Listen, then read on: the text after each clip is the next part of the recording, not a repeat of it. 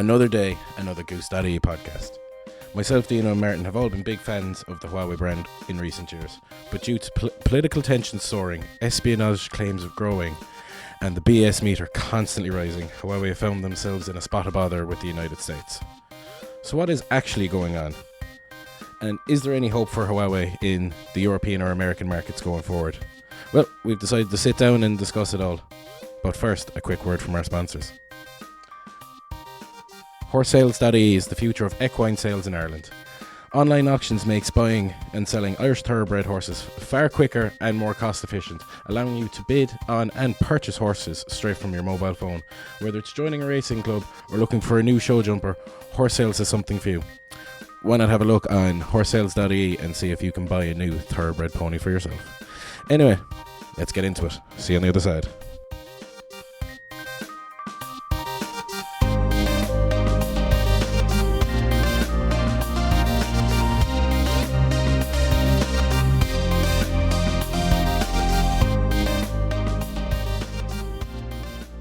So, Dean, Martin, we're back. We're talking Huawei, the trade ban, and all things Trump. Yeah, that's exactly what I wanted to hear 2 weeks after getting a 2-year contract on a Huawei P30 Pro. What an intro. Yeah, been a bit of a disastrous couple of weeks for Huawei. Basically, Trump, the conspiracy believes that Huawei or the Chinese are using Huawei to spy on America using Huawei's phones. So it wasn't just Google that had to pull the lights from Huawei. It's a few American companies. It's a trade agreement with the Chinese and America that Huawei were essentially one of the companies put on the blacklist that they can't buy or sell technology to American companies, which means that they also don't have access to the likes of Qualcomm chipsets, which has actually affected Qualcomm more than it's affected Huawei. So, it's a no-win situation for anyone, really. Yeah, it's a shit show. It's a shit show. I suppose the best way to start this whole conversation, full disclaimer, we're all fans of Huawei here. In literally our first episode of the podcast, we were talking about the folding phones and Samsung versus Huawei, and I think we all came down on the one side. Martin, you're probably the biggest advocate of Huawei. You have the P30 and the P30 Pro. Martin has the P30 Pro, or Dean has the P30 Pro, and I was recently over at the Huawei launch event, and so we're all actually big fans of their technology, and this is a bit of a sideswipe. Yeah, but we're rooting for them. We're hoping that they can organise some kind of trade deal with America so that it basically stops affecting us in Ireland in a little humble corner of the world. Yeah. I think the word you use there is funny, like rooting for them, and like it's so true. It's. I think I remember years ago working in a phone shop, and I think it was the Huawei P8 came in, and it wasn't a bad little phone. It was a good mid-range phone. That. Bit plasticky maybe, not the most premium looking thing in the world, but it was grand. Like it was easy. There were no HTC M8. No, exactly. A great comparison to her, or even the M7. The two of them, they were far more premium. But if you're on a 30 or a 40 a month plan, you could probably get the P8 for free or get it on a decent price. And it was a nice little Nixer phone, and it was starting to do different things that other networks weren't doing or other manufacturers weren't doing. And then you get up to today, where Huawei have number 2 share of handset sales in the world, behind Samsung, ahead of Apple. And he's kind of you're rooting for him because I've seen him come from being an alright phone to being a fairly whopper phone. And what's mad about this is, a lot of this conversation is happening and being centralized around the phone. But when you think of Huawei, and what most people don't realize is they own the most 5G patents in the world. They make all of the routers for pretty much all of the suppliers in Ireland anyway, and a lot of the other suppliers globally. So there's a lot more than just the phones at stake here. Yeah, no, they're a huge company. It's they make the hardware that networks run on, that they make the phones that we use, the mobile broadband modems, the whole lot. But it's, I think when you get to that kind of size and that kind of power, it just looked like the American government weren't happy that it was China that were pulling the strings on this. And like I say, pulling the strings, jokingly, like it's I genuinely don't think there's anything untoward going on with Huawei. Like, it's I don't see why people would trust the American government any more than they trust the Chinese government. So it's like, rather if we're going the straight into the conspiracy theory side of things, you can make a list of things of reasons why not to trust the American government. Yeah, it's like, I think Waterford Whispers News actually had a post about this. It's like, something like the CEO of Google comes out and says, "Oh, Huawei is disgraceful because only Google should be spying on people." Like, it's just all these tech Yeah, I companies saw are a very doing. similar meme as well. It was Huawei, we're not spying on anybody, and Google going, yeah, us either. And just Homer Simpson backing up into the page. Exactly, yeah. Like, it's just Yeah. it's such insane criticism, but like, it's on the line of conspiracy theories. It's like, Apple, what's it saying, all their phones, it's assembled in China but designed in California or something like that. Like, it's just, there's a thing about Apple where it's the pride and joy of America, and it's like, Trump wouldn't, like, Trump is like, he's all about dick measuring. He wouldn't like seeing that an American company got knocked off second spot by a Chinese company. He doesn't think rationally about anything else. Like, this whole thing probably started from a tweet while he was taking a shite. Like, that's probably what started all this.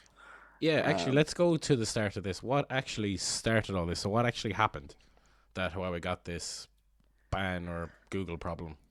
Well, it's a funny one because, like, I don't really know when it started because, like, there's no carrier in the US has ever really supported Huawei. Like, you think about the last couple of years when you're looking at the likes of Unbox Therapy or Marquez Brownlee talk about the best phones, and they mention Huawei because they get sent the phones and you can buy them on Amazon, but T-Mobile No or network carrier. Verizon, AT&T, none of these networks support them. So America wasn't a massive market to Huawei.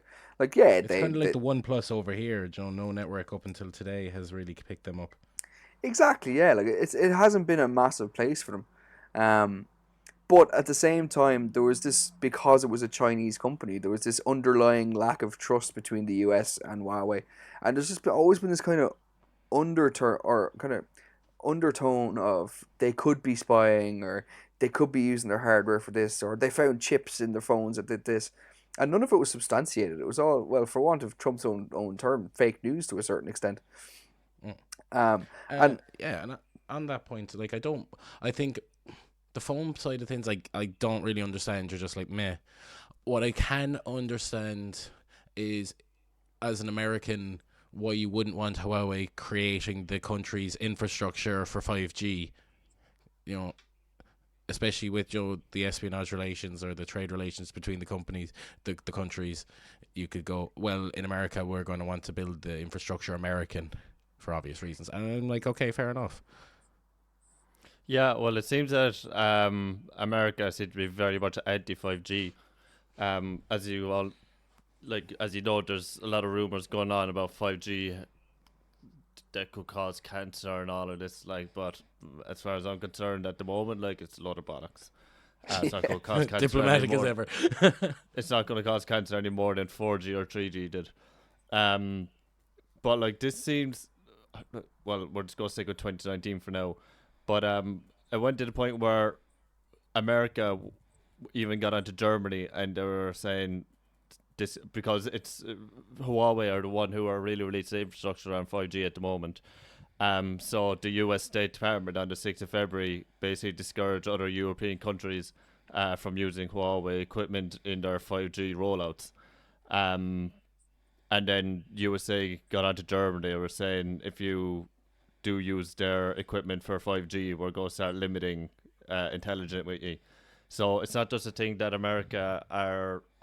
it's an America versus Huawei thing. It's America trying to get the world on their side. They're really like slating Huawei and trying to It's America versus China, James Bond bullshit. Yeah, and unfortunately Huawei have found themselves on the front lines. Yeah, so essentially, like, to give the actual, like, detail, what happened was Trump signed a bill that meant that named Huawei as a company on a blacklist, and it meant that they could no longer buy or sell technology with the US or US companies. What followed that, and had no direct relation to that specifically as such, well, I think that's probably the wrong wording, but beside the point, Google suspended Huawei's license and access to obviously Android. So what that meant was that any phone in the system or any phone in shops and stuff, all well and good, you just wouldn't get updates, but any phones that were set to come in the future, they wouldn't have access to the Play Store, Gmail, Google Suite, the Android standard operating system, and even YouTube. Yeah. So, like, I think something Dean said there, like the comparing this whole thing with, like, talking about the US influencing Europe and all this kind of stuff. Um, and what this has led to, obviously, is this ban or whatever it is that came down, and the knock on effect is the Huawei and American companies not being able to agree stuff. All of this, like, the shocking thing for me is that politics is affecting consumers now. Like, it's like, obviously this always happens, and maybe when it happens when it's bananas or something like that, or avocados, we don't see it because it's not something that we're that interested in. But when it affects phones, we're all paying attention to it all of a sudden. So, like, it's just politics has completely changed how the high street is now selling a phone. It's mental that it can get to this point. And, like, Actually, it's on that point, sorry, just to interrupt. So what's happened between America and China in recent times was there's a lot of, like, political dick measuring as such. So when one country puts up a tax on one product, the other countries retaliating and adding that charge back in terms of a tax of another product. So, for example, China increased the tax on, I think it was something like soybeans or something, by 25%, and that has cost American farmers fucking millions. Yeah, exactly. It gets passed on to American people. It's because Trump has a very simplistic approach to understanding financials and taxes and economies, and it's a PR approach. It's what makes a good headline rather than what makes a good financial decision. Um, and now, like I said, that's the impact on the high street. Is that all of this is it's people want to know that they can access YouTube. If they can't, they're not going to buy the phone. Like, it's you think about the worst thing that could have happened here for Huawei is what's after happening in terms of this 3 month delay onto August, that everything is going to be fine for 3 months. Because, like Dean said at the outset there, you're not going to sign yourself into a 24-month contract if in 3 months' time there's still uncertainty. Um, Yeah, if Apple had any brains, they'd bring forward their next launch to mid-July and clean up. yeah, so it's a pretty shitty place for it all to be, down to what is effectively a trade war. I guess not too surprising that this has happened, and not too surprising given the success that Huawei's had. It all kind of adds up in that sense. But you can't blame consumers for being a little bit unhappy about wanting to, or being a little bit more reluctant about buying Huawei now, and that's kind of sad because, like I said, we do feel like we're kind of rooting for them a little bit after seeing them. I wouldn't say it's rags to riches because they started off pretty big. But then again, they started off with the likes of the Y3s and the Y5s from our old phone days. Yeah, 60 to €100 pieces of crap. Well, that's it. Like, even now, you look at their entry level phones, like the likes of the P Smarts, the Y6s. They're actually quite good phones. Like, they're not bad at all. Now you got their P30 Lite, which is their entry level of their tree. Like, they have a phone for everybody. You look at Samsung, and I've never really thought Samsung had good low end handsets. Like, I've never really saw a low end Samsung went, Jesus, that's top class. Where some of the Huawei phones are. Sorry, I'm just going to give you both, like, bad flashbacks there. The Galaxy Fame. Oh God, the fucking Galaxy Fame. What a piece of shit. £100 down to €35 on a port from Vodafone, and broke all our hearts for about 6 months. The only thing I think that brings back worse memories than that was the Sony Xperia E. Oh, the little squared off thing? Yeah, I called it a boomerang phone because every single time I sold one, it came back to me. Yeah. It was such a pain to hold that phone.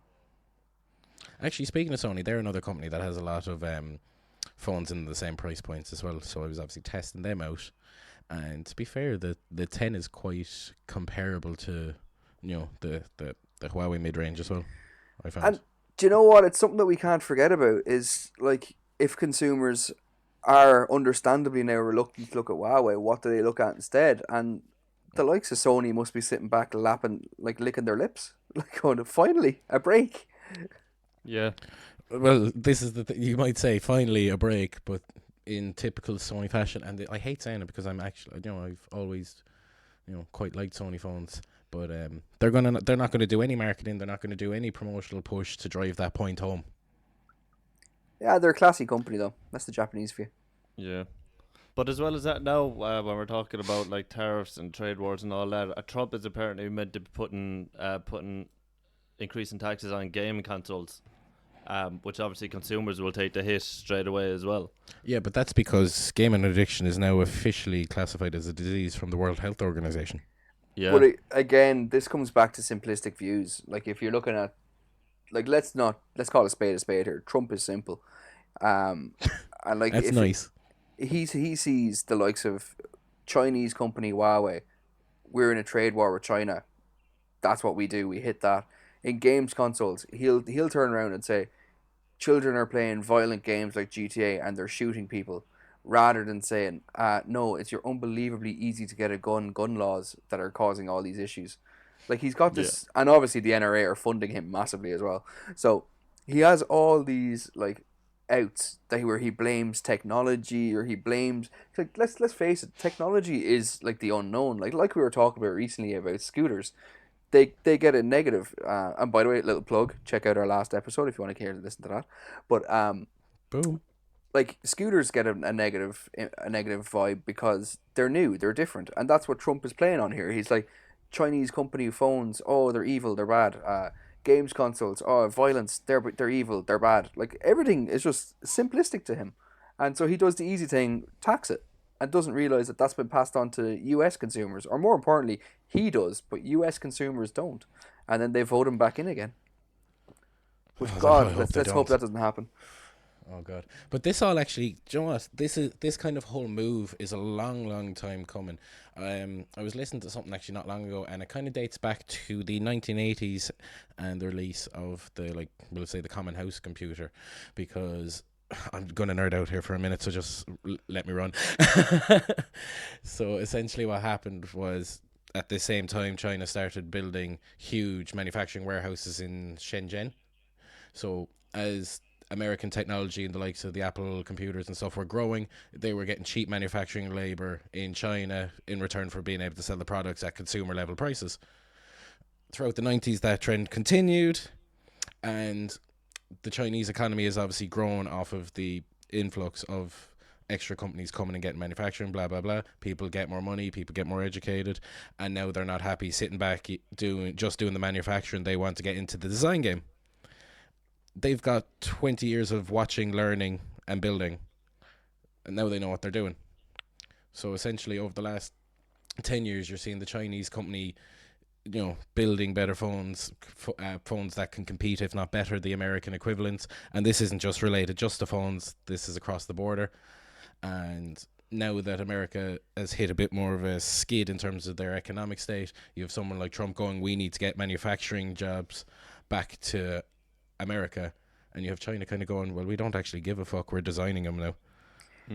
Yeah, and it's just coming from all of that. Like you're after kind of making something else tick in my mind there about another company that I absolutely love, and this is what we have to be very aware of here, is that this isn't just the U.S. government against Huawei. This is the U.S. government trying to take down Chinese tech. Like I've got, like, obviously you've got Xiaomi, which I love for my scooter. ZTE.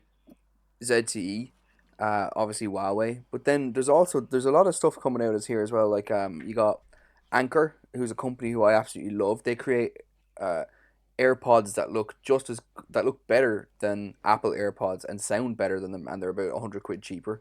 They create unbelievable power banks, cables that don't break every 20 minutes. But this is the kind of stuff that, there's a lot of tech that's at stake here. Though, if this sets the precedent that it's all right to target tech companies because they're better than you, or that there's some kind of PR coup to be had, the impact is global, and the impact is technology will take a step back. Like, I think there was this whole thing years ago about China was a place where technology got copied and knocked off. But in the last couple of years, they have stopped doing that because what's the point in knocking off inferior technology? They're starting to develop better technology that's far superior than what they could knock off. So they've learned, and they're now using that education to build something better. Yeah, exactly. And the thing about all of, like you were saying there, Mert, like competition creates innovation. And if it gets to a point where Huawei aren't going to be able to bought by American consumers anymore, and if China decide to retaliate, which I don't think they will, but if they did, immediately you're going to see a slump in innovation because Apple no longer have to compete with Huawei's unbelievable camera. Apple innovating. They haven't done that in about a decade. Well, like other other companies in general, they wouldn't immediately. Technology would innovation would slow down. I actually get what you're saying there. I think since Huawei kind of made it big in the market in the last, well, definitely with the P20, you've seen a lot of other phone manufacturers really ramp up their game. Yeah, because definitely. they realise, Samsung have ramped it up. OnePlus are willing to now deal with actual retailers. You have Sony, who are just still being Sony, and they're building something that's 99% of the way to perfection and just missing that tad. You've got Google, who are now bringing out a second model of phone this year, so they're hitting more than one price point. Yep. And they're also bringing out a new games console. Well, do you know what I mean? Lack of games console. Google not allowed to be able to release the what's it called? The Google one. What's it? So the Google Stadia, it's Stadia. Server-side gaming. If China banned them from, or ban Google? Like they're missing out on a massive market that they could be selling their new games console platform on. Yeah, and I guess Google's a funny one because they're kind of disrupting it a little bit in terms of I don't know what do you even call it? Is it like all you buy is like a joypad or something like that? You don't actually even have to buy a console. But what Google is doing there then is, so if this is all about trust, like Google is going to take your gaming behaviors. Like think about it. If you're not buying the Netflix console for gaming. If you're not buying the console, Google are making money off you somewhere else. That's if you're watching a YouTube video for free, you're not. You're been tracked. Your video view has been counted towards. You're put into an audience to be advertised to. You've already seen an ad probably. Like with Google Stadia, you're going to be playing games. You're going to be seeing ads. Your behavior is going to be advertised to. You're going to be put into different pigeonholes based on your gaming behavior. Like every single big tech company out there. Like I'll never say Huawei is completely innocent because we don't know what they do on what level. But chances are they're not, because the power isn't in the product; it's in the data. Exactly. Power is in the data, and Google loves a bit of data. Like one of the biggest GDPR, man. One of the biggest ways of tracking websites at the minute is through Google Analytics, and that feeds it all back into Google. Like their advertising network has actually been called out recently by a guy called Johnny Ryan. He's from Dublin, he's basically he loves data protection. He lives and breathes it, and he started working for a company called Brave. And I've been talking about Brave a little bit lately. I'm trying to get people using it because it's a web browser that's built on Chrome, but it by default blocks all advertising, all tracking. And I tested it, so I visited Goosed.ie with my analytics open, and our analytics that tells us how many people are coming to the web pages and all the rest of it wasn't able to see me. So by using these browsers, we can actually kind of take the power back, because if you think Trump blocking Huawei is for your own good and your own privacy, it's not. It's for his personal gain and for his governmental gain. If you want to actually care about privacy, look into VPNs, look into using Brave browser, look into these things about how you can actually look after your own privacy. Apple, to be fair, they are kind of starting to get more and more privacy focused. And I think some tech companies in general are. Like we got the new Amazon Echo Show 5 coming out that's got a little privacy thing on it that you can block the webcam. Like companies are starting to recognize that privacy is something people want. Like, but Google is not one of the companies I would say is massively privacy focused. And the reason I was talking about Johnny Ryan there from Brave is they've actually lodged a complaint into the DPC in Dublin about that Google has been leaking information of user behavior online, and that it's actually personal information, to millions and millions of advertisers, about millions and millions of sessions and users. So be really like a bit of a PR stunt, but I think it'll be interesting to see where that goes. But there is a question in that as well, because if we're obviously talking about this Huawei, Trump, China, America ban and European bans and this, that, and the other, it's interesting to think that like I was watching Sky News there about 2 weeks ago, and there was the European chairman of Huawei, and he was sitting there and he was like, "We've already said to the European Commission we're more than happy to sign a no spy agreement." Like, no smoke without fire to an extent, I'd say. Like, you wouldn't be asked to sign something like that if people didn't think you're up to some shady shit. Yeah. And obviously, with like Trump at the reins here. But this was in the UK. Oh yeah, but I mean, like, Trump is such a massive voice worldwide now. I've never seen a president on Irish and British news as much as I've seen him. Yeah. So he could say what he's saying about Huawei and spying on them. That's immediately going to have an impact on people in the UK. People in the UK are going to start believing as well because he says it. So like Huawei have to. It's not a case that they address America and be like, "We're not spying on you, chill out." They now have to address the world. But this is a lose-lose situation for everybody, because another thing I was listening to or reading a while ago was, like, if you want to be specific about this, Apple cannot release a phone without Chinese help. Yeah. Realistically, Huawei would be very much tethered to products like Gorilla Glass would be taken away from, Qualcomm processors would be taken away from, but technically speaking, they could release a phone tomorrow by making those changes, ripping out Android and using the out-of-the-box open source version and skinning it their own way, the same way that OnePlus do. Problem solved and no questions asked. Well, It seems that they are working on their own operating system. Light OS. And but they're also trying to release their own app store. But rumor has it at the moment, and it's not going to be anywhere near on par with Google's app store. And even at that, even if they did manage to release their own app store, they'd still have to get licenses to put American apps on it, which is probably 60% of the apps on the App Store. So even if they did release a very good App Store and it worked in Ireland, we'd still be limited in the apps we can actually use. Yeah, I think that we're onto a really important part of this. So it's like, all right, so in 3 months' time, if all of this goes tits up, what actually happens? So you look at all the issues. So Huawei have been stockpiling chips and stuff like that. So they think for foreseeable future they might be able to do some of that. Their Kirin processor is made in a place that looks like it's happy to continue working with them, so that's a positive. But the app store they've been developing, like, it's funny because everything makes a bit more sense to me now. Like, the last couple of months I've been wondering why the Huawei App Store starts popping up every now and then saying, "Oh, you need to update." It's like, why do I even have a Huawei App Store? I just have Google Play. Yeah. It's like, why is it there? And it's like they've been developing this in plain sight.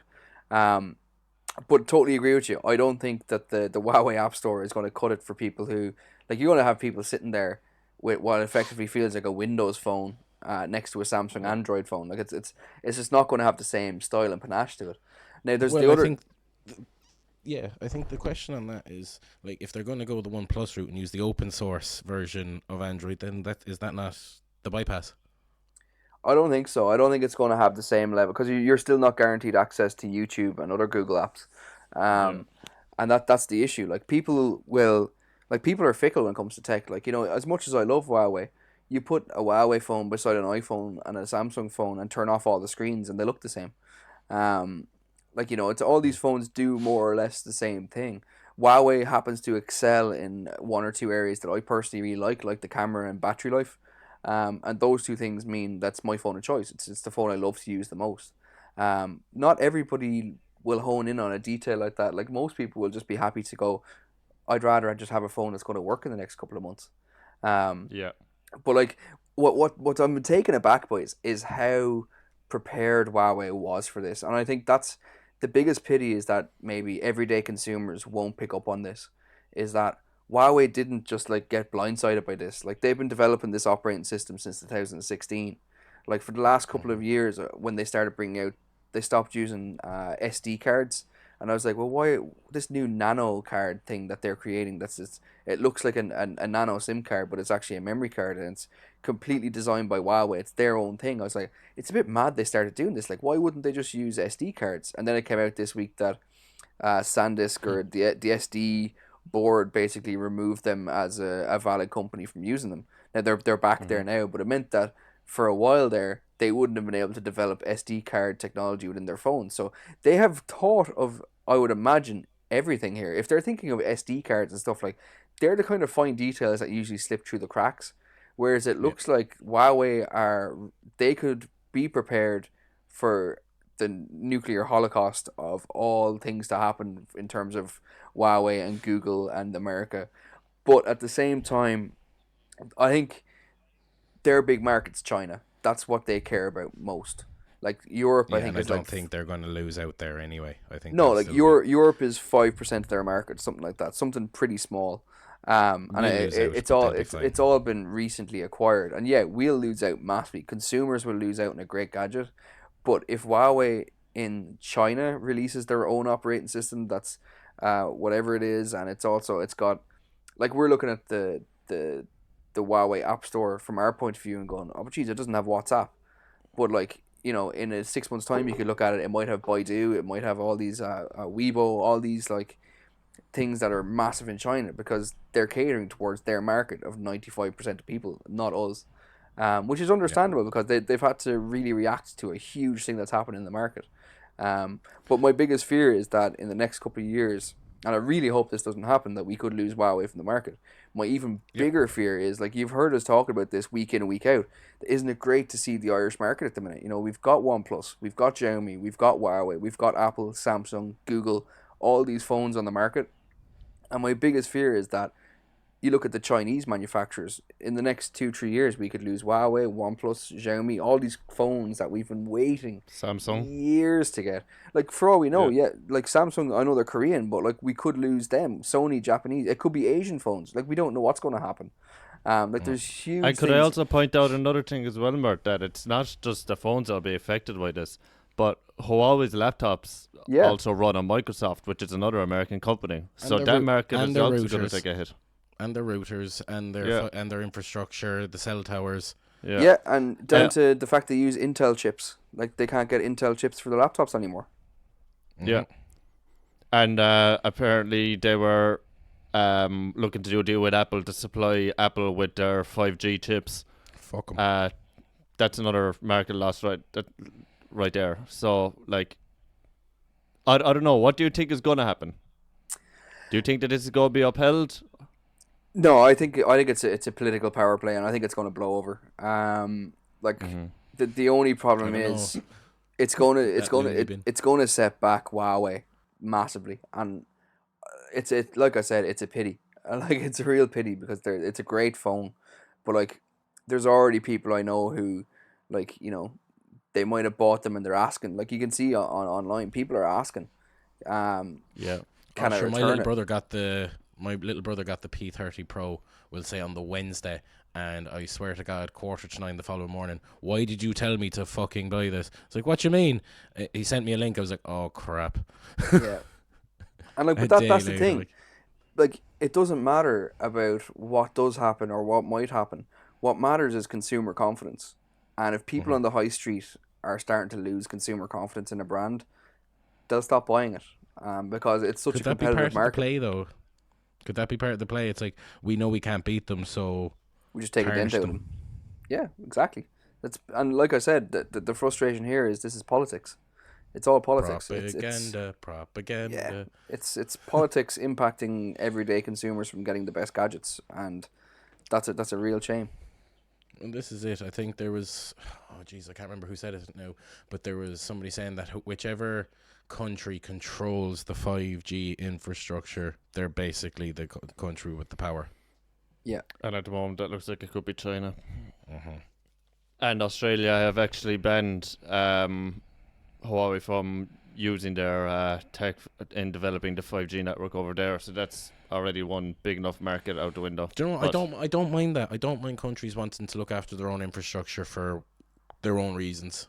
That's fine. because I can totally understand. I couldn't imagine a Russia going to, an American company going, yeah, cool, set up our internet access. Do you really think America aren't going to do anything shady with that? Yeah.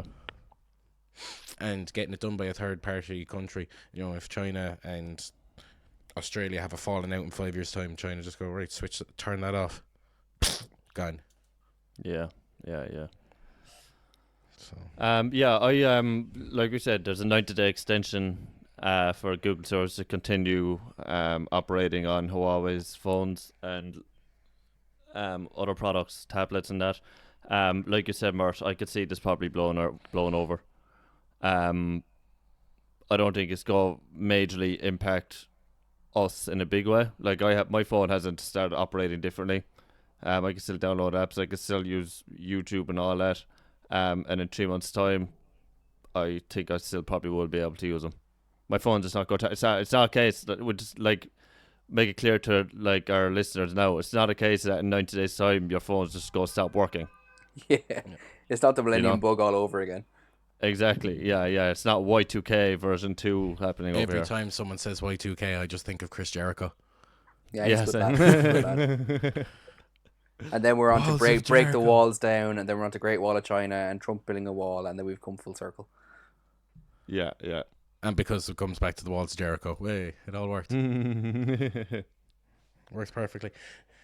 Where else? There's loads of different routes you could take with this whole thing, because obviously, if you were to look at an Irish perspective, we're going to obviously be, depending on the national broadband scheme and getting our arse moving on that, we're going to be looking at building a 5G infrastructure.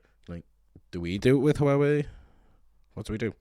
Yeah, well, you look at EE in the UK, they've just launched their 5G partners for the handsets that they're going to have, and there's no Huawei. So that's, again, consumer side. And then there's a lot of networks that are basically refusing to have Huawei involved in their network infrastructure. And you have to ask yourself the other question, if this is all smoke without fire, and if Huawei are the world leader in 5G technology, are we just going to start building a whole load of shit networks? And as well as that, if we're also focused on Huawei being evil, will we give the same attention to the likes of, I don't know, Siemens or whoever it is that builds the alternatives? Will they get the same kind of look in? Ericsson or whatever. Yeah, Ericsson, I think it is. Sorry. Will they get the same kind of vetting process that Huawei have gone through? And it could be a sneaky way for other companies to put backdoors in and stuff. So I don't know. It's like I said, the whole thing is a bit of a shit show. I'm going to devil's advocate it for here a second. Do you think it's just confidence that the likes of these English carriers aren't going to bring on Huawei as their partners and stuff like this? Or is there something that we don't know, publicly, Joe, of what Huawei are in the background or doing in the background, that there is that kind of political thing of going, well, we can't really trust these guys, because there is the whole thing of Huawei having been started by what's the name of that crowd in China? I was only watching a video on this earlier on. I can't remember. Anyway, Communist Party that's very heavily involved in the shady side of the country. I'm gonna look that up. That's the conspiracy part of it all coming in again. We're talking shit, so why not? Yeah. It's hard to say that is any company not gathering our data. I would say that Google is definitely Google obviously are gathering our data. Hence, we're getting targeted ads. Facebook speaks for themselves. I'm surprised American government are even letting them continue. Well, obviously because they're probably supplying the American government with the data they're collecting. Well, they got Trump elected. Yeah, exactly. That's why they're still going. But I don't. When it comes to big multinationals like this, at the end of the day, it's consumers that make them their money. But if they were to lose the American market, they wouldn't really care. They're making their money from other sources as well, from investment from other companies and developing new technologies such as 5G and that kind of thing. This is just one small, narrow source of revenue for Huawei. Yeah, and I think to answer your question as well, John, I think that, like, to break it down to its simplest terms, like the likes of E in the UK not launching with Huawei is, it's as much for them. It's unknown territory. We're dealing with the US government versus the Chinese government. They're not talking to a UK phone carrier about what's going on and what's going to happen next. Mm-hmm. So to be fair to them, I suppose they do have to look after their customers as well. They do have to look after their image. Like, they don't want to go and endorse Huawei or not endorse Huawei. So they kind of just have to go into the sidelines for the time being. That's kind of all they can do. No, that's fair. I'm actually still trying to look up the name of that crowd because that's behind Huawei, because it's going to really annoy me. Anyway, do you know what? I give up. It doesn't matter. But anyway, the whole thing is there is that potential shady backstory to the brand, and if this, like, the intelligence agencies of other countries are now this. I'm devil's advocating here, because if there's a case that there is like an espionage thing going on there, you can kind of understand them going no. But then again, the Americans and their NSA and data mining, the whole Julian Assange thing, the WikiLeaks thing, they're really not in a position to talk, so they can fuck themselves. And Apple could also be in Trump's ear and say they're not happy that they're behind Huawei in sales. So they could be like, Trump, have you thought about maybe the Chinese are spying on us with Huawei? And get them back up on top. But again, that's just another conspiracy. Yeah, I think that's the interesting thing about all this. But Apple are definitely laughing. They're loving this at the moment. As long as it doesn't affect the parts that Huawei are providing to their phones, they're completely laughing at this. And I think as well it would definitely encourage other manufacturers. So, like we said, Huawei are currently developing their own operating software. OnePlus use the Android, but they use Android open source. Yeah. That's so like Oxygen. Yeah, so this could like really encourage other manufacturers now to be like, okay, we need to start developing our own software. Or Windows is iOS. going to make a comeback, and nobody wants to see that. Oh Jesus, yeah, no. But yeah, it is. There's a certain feeling of today it's Huawei, but who's next? And I think that's, as much as I'm loyal to Huawei and as much as I love them as a phone and all the rest of it, I think the most worrying thing here is how quickly shit got turned around here. Like, it went from being Huawei launched the P30 Pro, it's selling really well. Everybody loves it. I think me, you, and Gary have it in the Goose team. And Dean. And Dean. And then overnight, boom, gone. Massive disaster. All because of politics. Yeah, because of a hairless orange man. Well, I watched a video earlier on, and John Oliver described him as a decomposing foreskin. Wow. Wait, what was that? A decomposing foreskin. Oh, so he did say exactly what I thought he just said. Trump's face. Oh, yeah, okay, that makes more sense. I missed that bit. It's just like, how did we go No, to this? that's actually what he described you as. But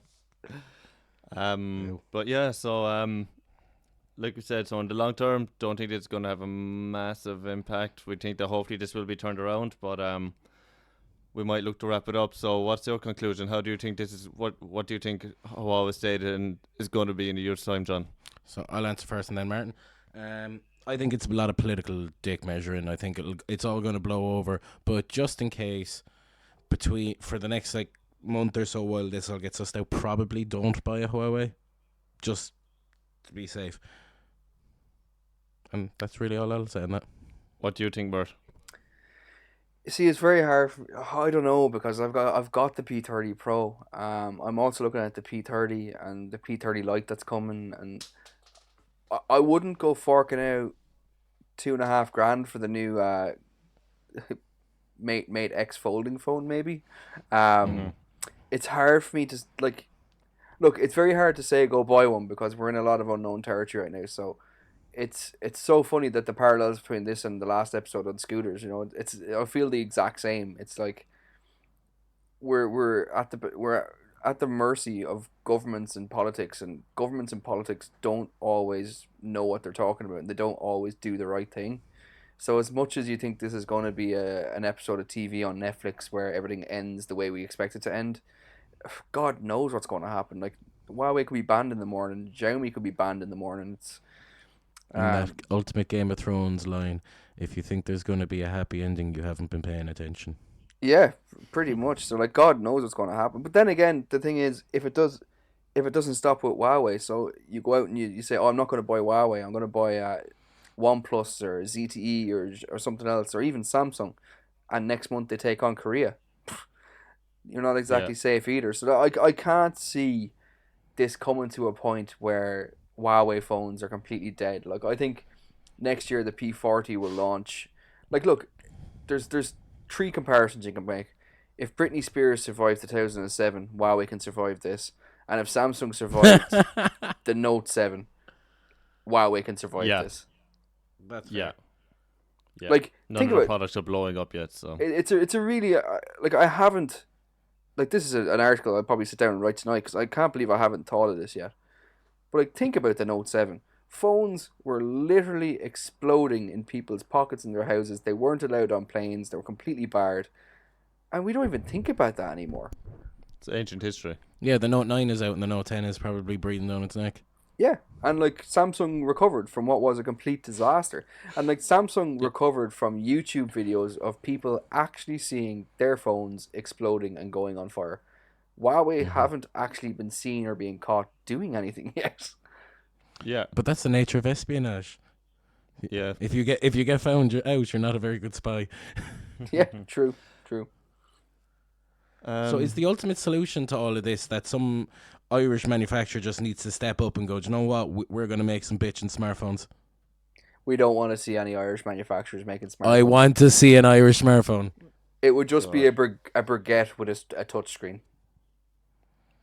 If it can get me my like breakfast roll order in advance or something like that, those are your added features right there.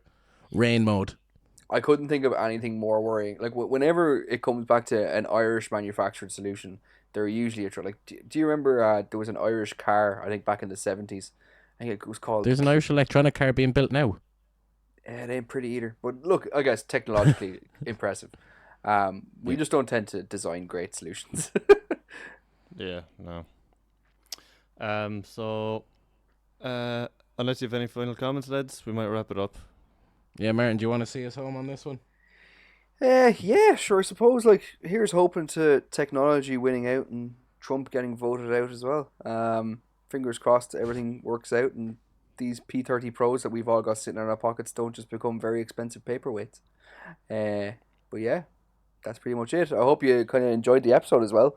I'd imagine there's going to be a lot of people that have stuff to say about this episode. So yeah, if you've tuned in for this long, you may as well jump onto Twitter, onto @Goosed_ie or Facebook, and or even under a blog post about some of the Huawei stuff, and leave us a few comments, and we have the chats and the banters and the lols.